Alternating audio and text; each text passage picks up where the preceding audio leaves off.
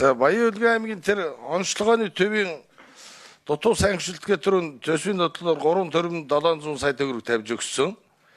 Энийг одоо сангийн яамных нь эрүүл мэндийн яамных нь одоо ингээд өгөхгүй одоо ингээд яг хүлээлгэж өгөх байсан ч одоо дараагийн 4 сар хүртэл хойшлж байгаа юм байна. Энийг ягаад шийдэж өгөхгүй байна?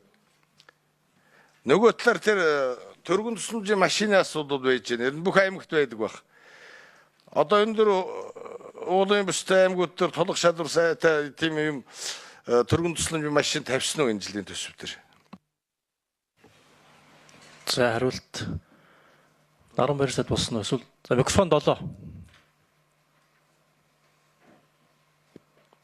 Харахгүй шүү. Микрофон 7.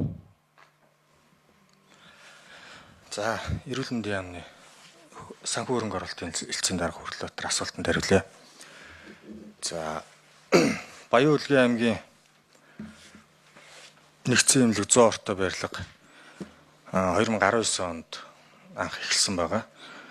За өнөөдрийн байдлаар бол 85% гүйцэтгэлтэй 2.8 тэрбум төгрөгийн гүйцэтгэл нь өгдөг дутуу байгаа. 3.7 тэрбум төгрөгийн цалингийн нэмэгдэл магадлалаар орж баталгаажаад аудитор дүнэлт нь гараад сая төсвийн тодтголоор шин төсөл арга хэмжээнд дээр батлагдсан байна.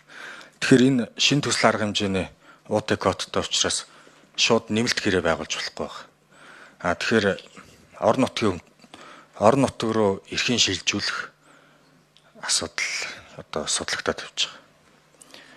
За автомашины хувьд За гүйцэж хариулъя. Минут бага учраас товчхон тодорхой хурдан хариулахгүй бол микрофон 7 автомашин дээр гүйцээд хариулж. За тоноглогдсон автомашины хувьд бол